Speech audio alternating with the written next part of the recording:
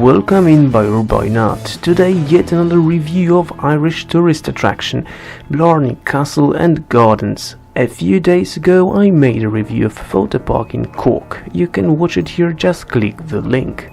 The same day I decided to take my family to Blarney Castle, as we already were in Cork.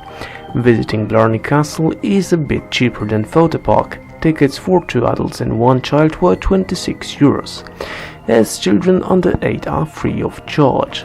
We had been greeted by trees wearing jumpers just before we saw the beauty of Blarney ruins. Small streams and brooks left and right, nice green lawns and the ruins.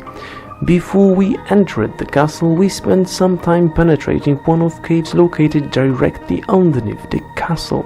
I would say that it wasn't nice to spend your last days in such wet and cold conditions. We took a few pictures and we began our climb to the top of this medieval stronghold.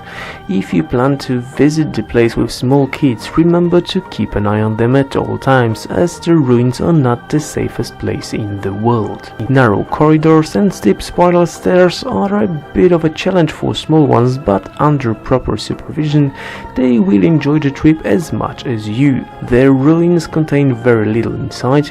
You can just admire the medieval masonry and beautiful views from each and every window of the stronghold. After penetrating the castle, we visited small poisonous garden where they have cannabis plant and some other more or less poisonous plants. We took a quick walk to visit the Blarney house. Unfortunately, we did not enter it as it seemed to be in private use. You can always inquire about it on Blarney's Castle webpage. After taking a few pictures, we went to beautiful fern garden and waterfall. It was quite warm that day, at least for Ireland, so we got a bit of tropical feeling. As we were running late, we headed back to the castle to visit the caves underneath. Nothing special for a speleologist, but a great adventure for our kid. Fuck, so you're more than invited to come here. And I would say that it's 13 or 15 quid for a ticket per person is not too bad for 4, maybe 5 hours of fun. Our last steps led us to the rock close, where we made a wish on wishing steps. We visited Witch's Kitchen and we penetrated Druid's Cave.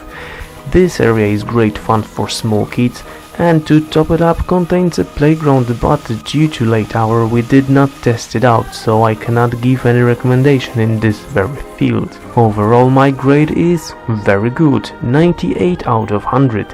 Cheap, beautiful, massive comparing to other Irish attractions. I would say that you can easily spend around 4 hours with your family discovering all the attractions. I strongly recommend this place.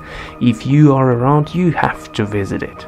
Remember to subscribe and see you next time.